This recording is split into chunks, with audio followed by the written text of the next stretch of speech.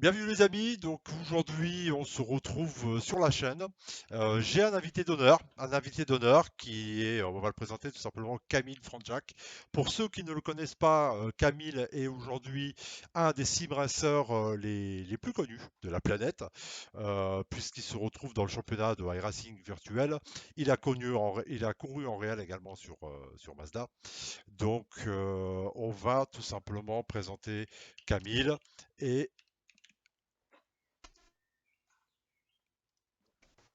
regardez un petit peu tout ça. Désolé, c'est du direct.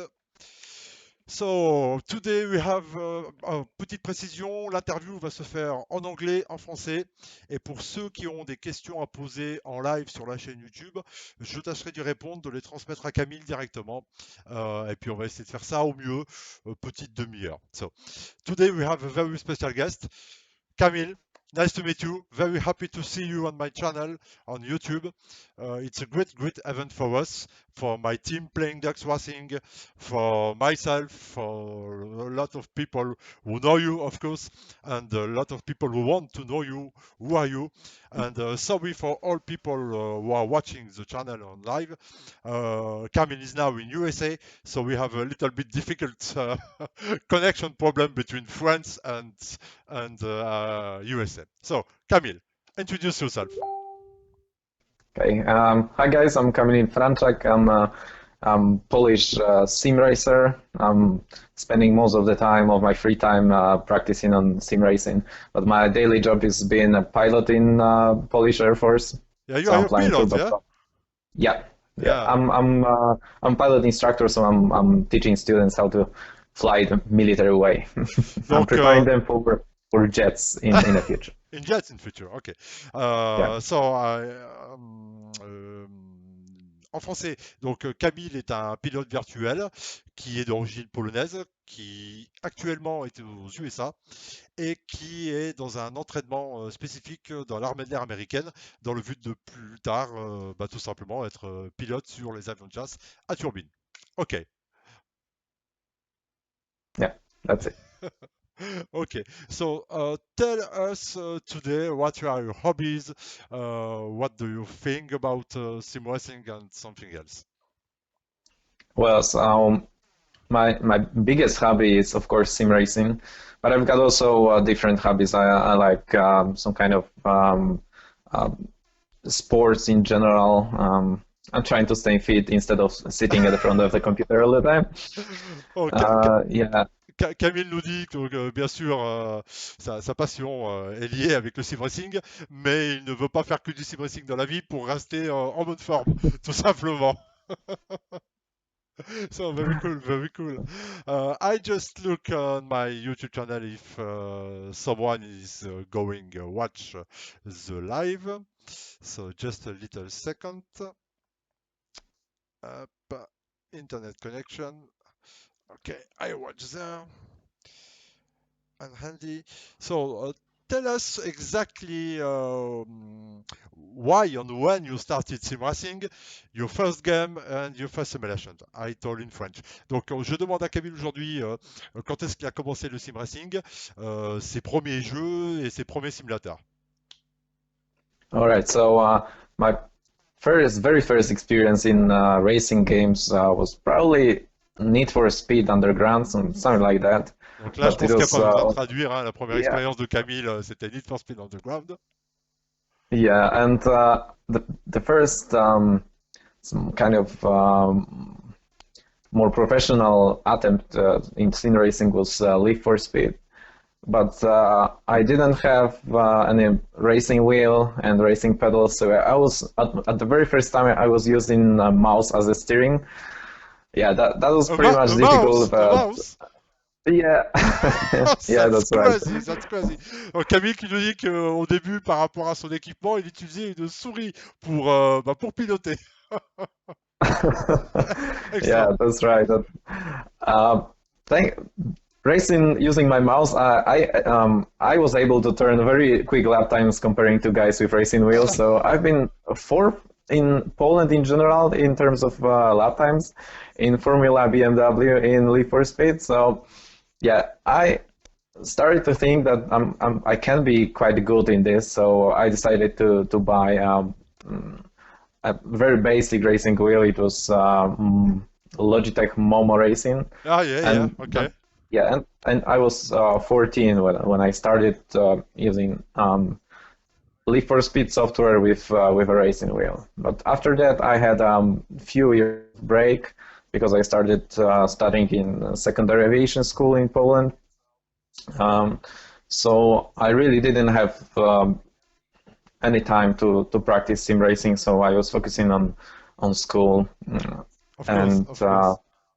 yeah, and when in 2013 it was some kind of next attempt in sim racing because I had much more free time, so I decided to go back to sim racing and try if I'm still any good as I was being 14. Yeah, and it was a really good experience because I purchased a new computer, used the same racing wheel, and tried to find some kind of competition. And I found Sim Raceway competition in which the main prize was a trip to California to drive on Sonoma Raceway in Oh, yeah, California. yeah, in California. Yeah, so yeah, I managed to the competition lasted. It was 1 month of doing lap times. In this competition, I started about 2 weeks prior to the end of the competition, and I managed to to recall to I don't know to recall all of my skills in racing in virtual racing. So yeah, I managed to turn the fastest lap time, so I won this competition and had a beautiful week in California. Donc Camille qui nous dit qu'après l'évolution du sim racing qu'il a connu avec sa souris au niveau de son ordinateur, il s'est rendu compte qu'il était vraiment pas mauvais au début avec sa simple souris. Et puis un jour, il a décidé d'acheter quand même un Logitech. Il est passé sur un Logitech avec un volant Momo. Et puis il s'est rendu compte qu'en roulant, effectivement, le progrès a fait qu'il s'améliorait de jour en jour. Et un jour, il est parti faire un trip aux États-Unis. Et là, a eu l'occasion de parcourir, de concourir dans un championnat virtuel et de se lancer un peu vers le haut de l'affiche. Vers le haut de l'affiche. Yeah, yeah, I translate. Okay, okay, Uh, Kamil. Okay. When you started iRacing and why? Why iRacing? There is a lot of sim racing game or simulation in the world. Why you choose especially iRacing? Pourquoi, Camille, tu as décidé de partir sur le simulateur de iRacing alors que sur la Terre, il y a d'autres simulateurs, il y a des jeux qui sont très bons, d'autres jeux que vous connaissez tous, que ce soit Dirt, que ce soit Assetto Corsa, Project Car, des jeux actuels qui sont très bons. Donc pourquoi iRacing? Kamil. all right, so I was trying many different racing games or racing sims, trying to find something the most. I was looking for something the most realistic in terms of driving physics and this kind of stuff. So I was trying probably race room experience, Assetto Corsa, project cars, and oh, sorry, there was no project cars at this No, time, but no, no, no, no. so. Yeah, and I was also watching a lot of race broadcasts from these games. So it was like the iRacing looked the most natural in terms of how drivers were behaving in these races. There was no sliding in the corners. There was no going sideways to be quicker and so No on. cut So line. Yeah. yeah, that's it. So and also iRacing is proud of having the most professional and the best sim racers in the world. So that's why I decided to try iRacing. And yeah, it was in 2014. 14, yeah. Yeah, I created an account in 2013, but I wasn't racing in 2013, so I started in 2014. Yeah, and it was probably just after my GT Academy experience. Ok, ok, ok. Ça va être one set. Camille a décidé effectivement donc de commencer son aventure on va dire virtuel sur iRacing, et je lui ai demandé pourquoi iRacing et pas d'autres simulateurs. Et il recherchait effectivement, malgré, alors à l'époque Project Car n'existait pas, donc il a commencé au début avec des jeux comme Race Room, des simulateurs comme Race Room, et il a tout simplement voulu chercher un simulateur aujourd'hui qui lui permette de s'épanouir dans le sens où les gens ne coupent pas les points de corde, où bien sûr ça roule le plus propre possible, et surtout, déjà à l'époque, il recherchait un simulateur enfin un jeu donc qui lui permettait d'avoir un contexte de broadcasting, donc d'avoir de la diffusion en live. Parce qu'iRacing a été l'un des premiers à diffuser, à streamer en live les courses sur Apex TV ou alors directement sur iRacing TV. C'est pourquoi il a commencé effectivement iRacing, pour avoir un contexte beaucoup plus comme sur une vraie course, avec les vraies sensations, avec une communauté, et c'est pour ça que son choix s'est porté sur iRacing. One another question. When I look at your progression statistic directly um, on your stats, so in iRacing, it looked very good. Uh, Between 2014 and between 2015, you are static, and since 2015 bis to 2017, it was only going up, going up, going up. In which category do you race, and why? And how do you behave on track to go ever up, up, up? And when we look today at statistic, of course, you are a professional driver in iRacing, you have the black license, and you have more than 7,000 iRacing. So how do you do that? Donc je demande à Kamil, sorry Kamil, I translate. Je demande à Kamil aujourd'hui comment il a fait pour gérer son championnat et obtenir la licence pro, et combien de temps ça lui a mis, et dans quelle catégorie, et pour connaître un petit peu sa progression. Et à Kamil. All right, so as you could see me a bit somewhere in 2015, my studies completely flat because I think I had a quite a significant gap in racing, so I was not racing on this time. But up in probably 2016, I really focused only on iRacing. So I was racing mostly every day, doing at least one race to try to improve my skills and to improve my stats. So I was mostly racing in Mazda MX-5 Cup series, the rookie ones, but also the advanced one. And mostly because of that, I really like this car, and there is a lot of good drivers in this series. So if you want to be in a top split and race with the best guys, you really have to be quick, and you really have to practice to be able to compete with them. Yeah. And Yeah, I agree with you. Totally agree. It's very important to start with a small class of vehicle.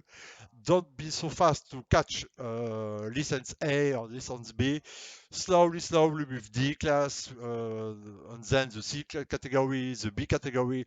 An example, I drive a racing size maybe 8th month, and I started with the Mazda. Today I am ever with the Mazda, and I was just now thinking which category I will drive next year, so next season. Donc ce que dit Camille, I translate, ce que dit Camille, effectivement, c'est très important.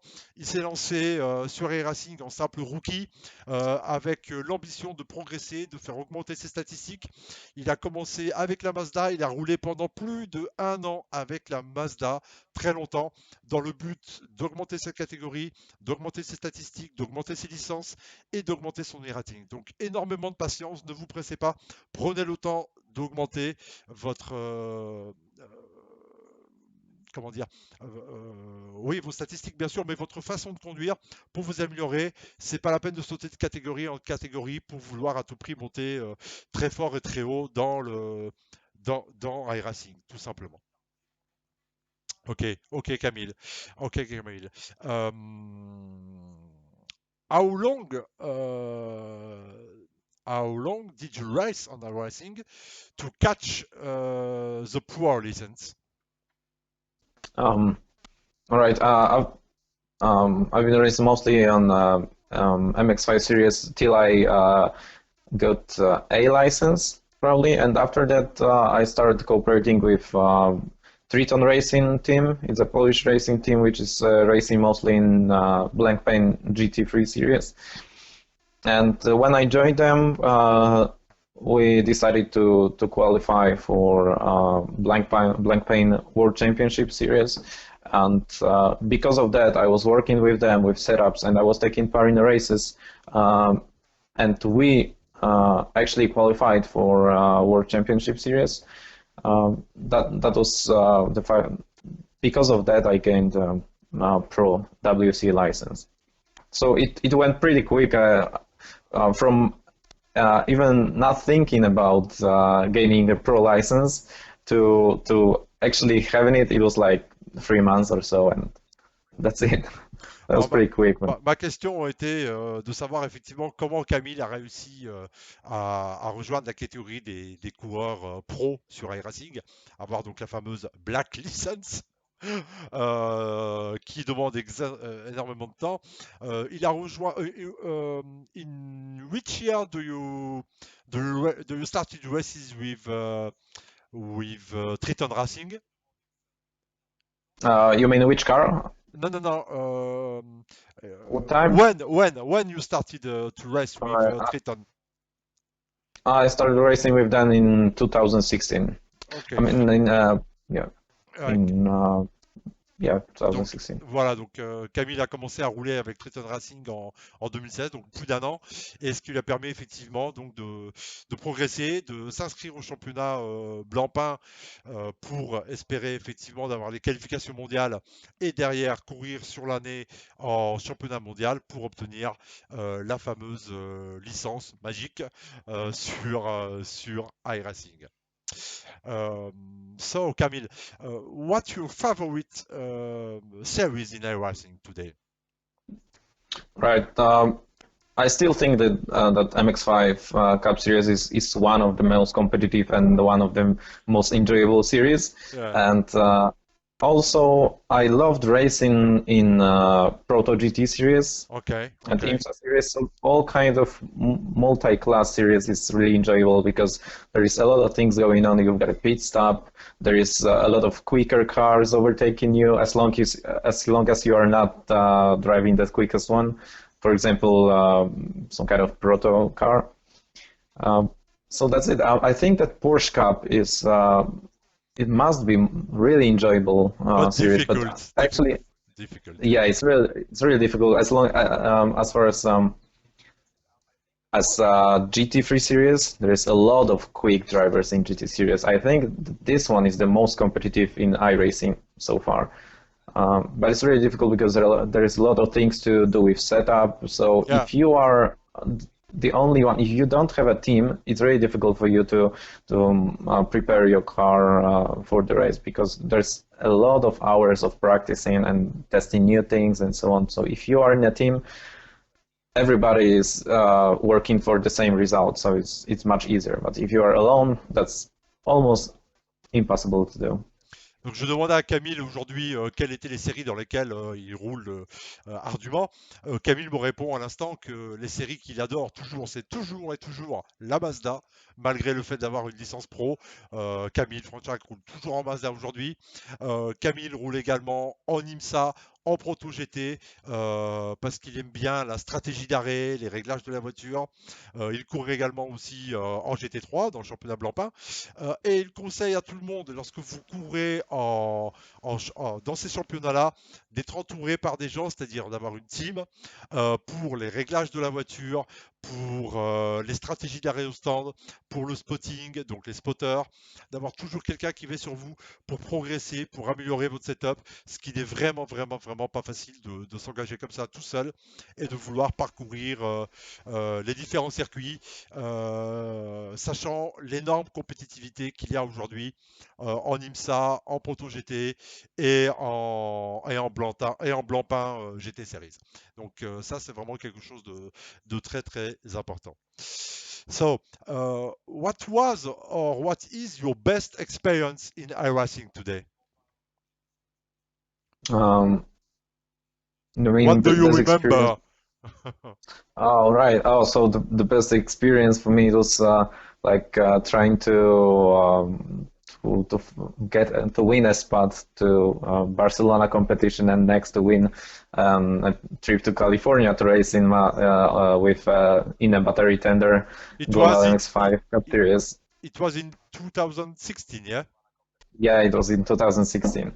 So that was the most amazing thing. I mean, the whole racing season, because we had to race the whole season to get to the final race. So it was like I was the completely new, let's say, nobody knew anything about me and iRacing. So I was like completely new guy, and there's a lot of very, very good drivers like Adai Lopez, Jesus Sicilia, and so on, and Jeremy Bootloop. They've been really quick, and they've been quick for a long time. They've been racing iRacing for a very long time. I was completely new guy. I was just trying to do my best. And actually, after first day, during the first race, I was really, really stressed because I didn't know what to expect. All these quick guys were around me. I managed to qualify second for the first race, and I finished second. So after that, I realized that I can fight with them. I'm as good as they are, and yeah, I started going through the season and finally finished the season on first place. And the main race was the most exciting thing on iRacing I could even experience so far. Donc, je demandais à Camille quelle était sa meilleure expérience aujourd'hui sur le sim racing et iRacing en général. Et ben, il se rappelle tout simplement du championnat qui avait eu lieu l'année dernière, en 2016, lorsqu'il s'est qualifié pour les championnats mondiaux. Il s'est retrouvé en Espagne avec des très très gros sim racers comme Copez, comme vraiment des aliens. Et il a réussi à Yeah. se qualifier, à être deuxième et puis bah, tout simplement être invité après également dans le cadre de ce championnat d'aller courir en vrai sur le circuit avec la Mazda. Donc il y avait du très très beau monde et c'était une expérience très très enrichissante pour lui parce que lui, Kamil Franczak, qui vient un peu de nulle part, il n'était pas connu bien sûr par ses stats, mais en vrai personne ne le connaissait. Il s'est accroché, il n'a rien lâché et il a réussi à obtenir vraiment une très bonne place de podium dans le cadre de cet événement au cours de l'année 2016. 2016. Another question, Camille. What's your sim rig today? A mouse? Oh, yeah, lucky not. No, I'm lucky I've got a racing wheel finally. But yeah, I'm using Triton Racing rig, which is Okay. specially built for me. Um, all of the guys racing Triton Racing use the same rig built by our team. And in terms of racing wheels, I've been using Thrustmaster racing wheel for a very long time. I was using Thrustmaster T300 RS with Alcantara wheel. I've got F1 wheel add-on Add-on. and leather add-on and so on. I've got T3PA Pro pedals with conical brake mod and Thrustmaster shifter. It's TH8A Yeah, probably, yeah, yeah. yeah. And recently, and actually T300 RS is a really good racing wheel, and it's probably the best thing you can buy for this money. It feels really professional. The wheel is, I mean, the Alcantara on this wheel feels really nice, and you can really turn the very quick lap times and even world records using this kind of products. And recently I moved on to TSPC, Trustmaster TSPC racing wheel. Yeah, yeah. And this one is even better. I mean, it's much stronger, more precise, and if you really want to upgrade your T300 racing wheel, you should probably try TSPC Racer because, I mean, the way you can feel the car and racing surface with these wheels is really good. Yeah, for a good price, of course. Yeah, yeah, yeah. Oh yeah, that's it. Yeah. What do you just another question? What do you think about driver who drive with direct drive, with hydraulic brake sensor? What do you think about this material? The I high-end mean, sim racing. yeah, yeah. They are very expensive. That we have to say that because they are way more expensive than normal products.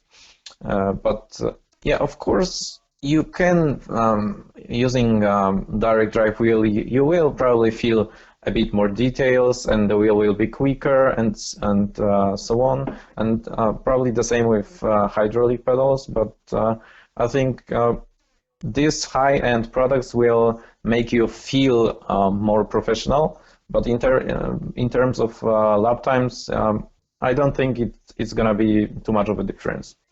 Okay. I know many people doing really good lap times using some kind of very old-fashioned racing wheels and so on. So Yeah, I yeah. think the weakest point in this is just a driver. I mean, if you're good, it doesn't matter what kind of Yeah. racing wheel you use. So.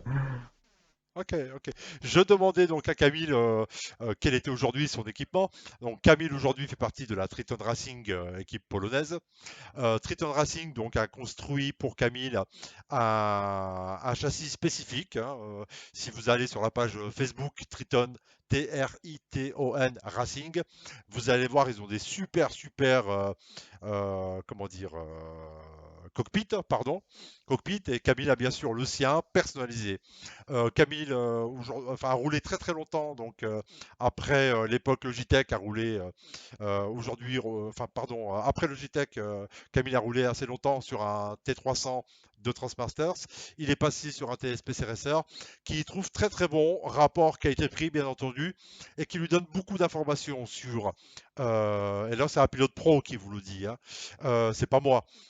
Qui lui donne énormément de sensations sur le retour de force, précision de conduite, l'homogénéité de la voiture. Il ressent absolument très bien le véhicule. Et aujourd'hui, donc, il est sur un T8A au niveau de la boîte de vitesse et un T3PA Pro au niveau de son pédalier. Bien sûr, il connaît les produits direct drive, les produits hydrauliques pour le freinage et tout, mais il est convaincu pour avoir testé que, bien sûr, ça vous donne une meilleure simulation, un meilleur ressenti au niveau du véhicule sur la piste et tout ça, mais il est plus que convaincu que c'est pas un produit top qui vous fera aller plus vite. Bien au contraire, un bon pilote est capable de conduire même avec un Logitech J25. Voilà. I told about your Yeah. racing experience with all the. And there's one thing I would like to add to previous question. Before I received Triton Racing rig, Yeah. I've been I've been using for many years Wheel Stand Pro stand. Okay.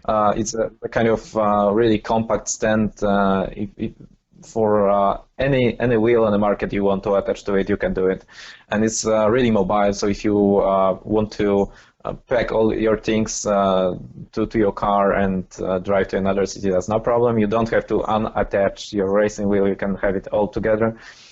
It's really light. It's really stable. So that's a really good thing also to use for that very long time. So if somebody is experiencing problems with pedals moving left and right during racing because not the only wheel is attached to your desk, I think this kind of stand is a very good idea if you are looking for some kind of solution like this. Yeah. No. No, not a lot of place. You can drive on sofa direct and watching your TV, and your Yeah. woman doesn't say too much. Yeah. Ouais, Camille disait effectivement que le Wheel Stand Pro est une très bonne solution aussi pour les gens qui n'ont pas de place, pour l'avoir utilisé assez longtemps. Euh, Ah, j'ai cru qu'on a été coupé. I was thinking there was a cut between us. Donc Camille a utilisé assez longtemps un T3 un Winston Pro, pardon, effectivement, qui lui a permis d'avoir beaucoup de place, effectivement, et d'être assez content à ce niveau-là. Un très bon rapport qui a été pris, pouvoir jouer parfois dans son canapé et de ne pas être embêté et de ranger quand madame arrivait. Yeah. Ok, Camille. Ok, Camille. Um, uh, what can you say for novice driver coming to iRacing and sim racing to be better in sim racing?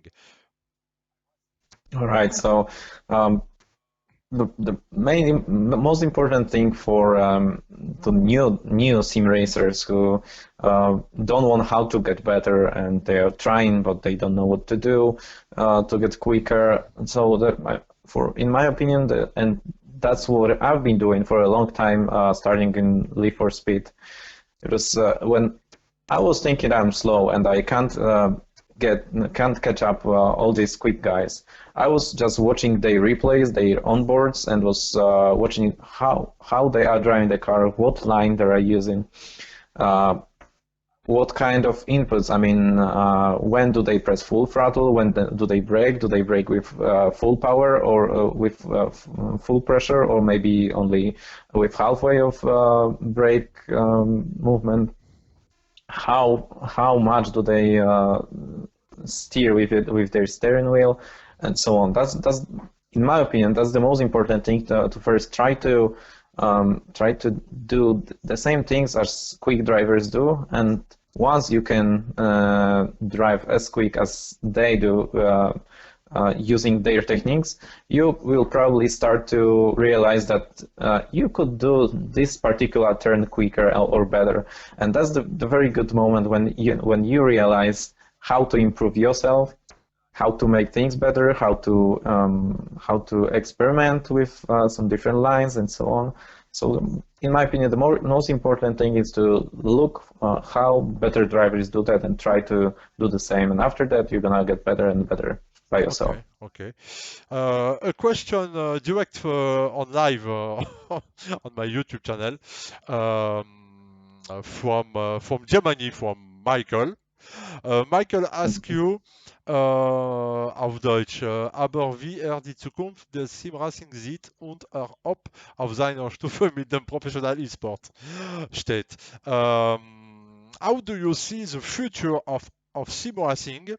Like big event in esports, like for example, like Counter-Strike Go today, when you see big teams, international teams playing for cash, for pricing, what do you think about that in esports, in your position, in the future? Je demande à Camille un peu, là j'ai une question qui arrive en live, quelle est un peu sa perspective de vue sur l'avenir du sim racing professionnel avec tous les cash prizes qui sont en train de tomber. Donc c'est une question que je pose à Camille, de voir un peu comme le e-sport aujourd'hui sur Counter-Strike, comment il voit la chose, lui en sim racing professionnel, sur l'avenir du sim racing. Yeah, Camille. All right, so I think, in my opinion, sim racing as an e-sport is growing really fast right now. Of course, we are not on the same level like probably Counter-Strike and League of Legends and so on. We are not, but I think we are going to right direction. I think in few years we will have a lot of huge competitions for really big cash prizes and so on. For example, Vegas Air Race, which took place in was Los Angeles or Las Vegas. The last competition. Oh, it was it was in Las Vegas. With Bono, with Bono and so on. The whole prize was like the first place won probably more than $200,000. That's a huge prize for sim racing. That's the biggest one so far. Yeah, it was so first time. So I think in no longer than 2 3 years is gonna be mm, really well-grown esport for sim racing with big prizes and so on. So if you want to take part in it, just start practicing right now. Yeah, yeah. Have you maybe tried to go one day in Paris? There is a big local called the Sim Racing Track. They organize a cash prize for $1 million in a sim racing competition. Have you heard about that?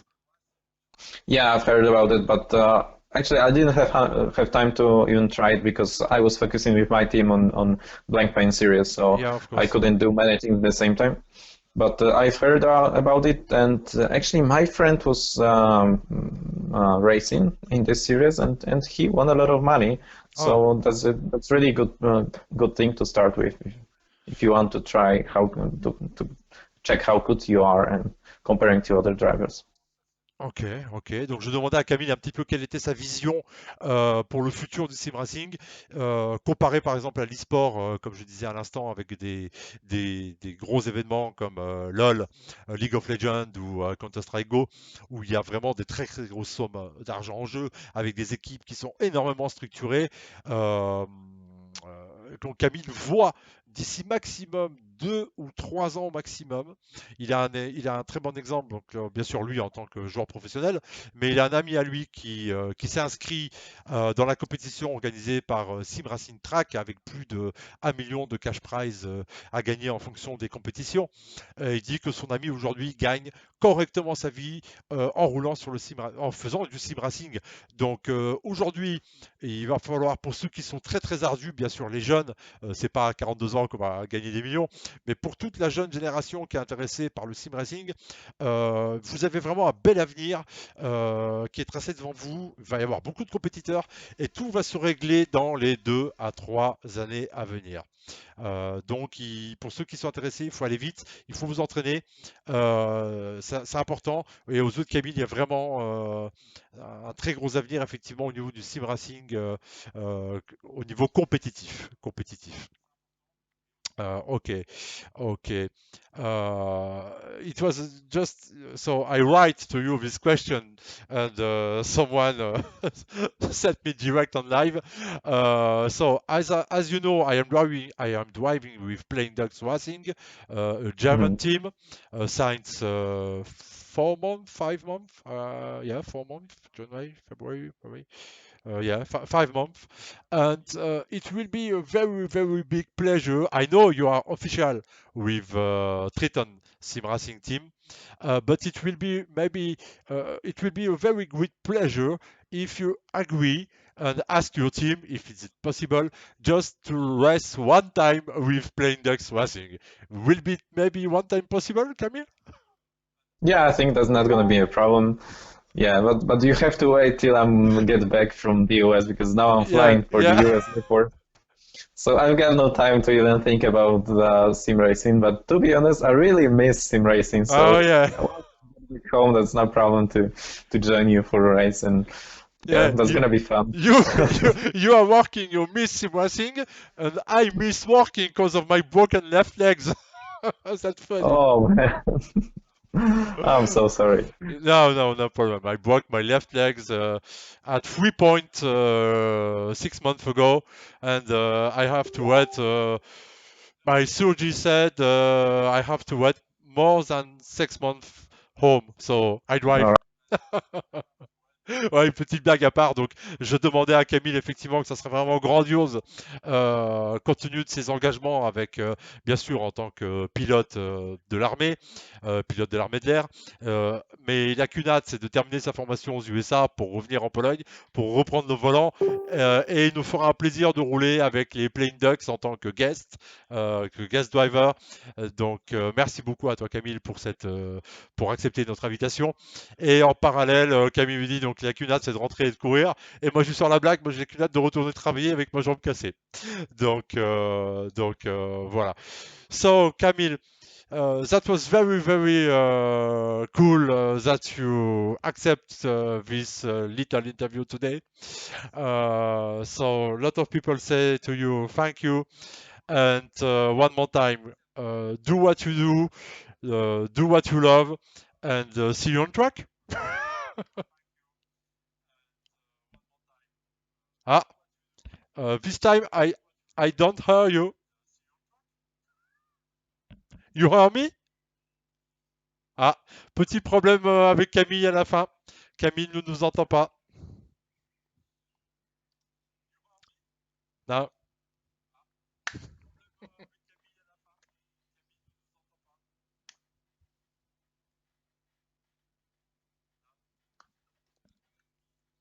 Bon, bah, je vais couper comme ça, les amis. Je suis désolé. Go Camille, ciao. Thanks. Thanks for all. And see you soon on track. Ciao. Un petit problème technique. Ciao.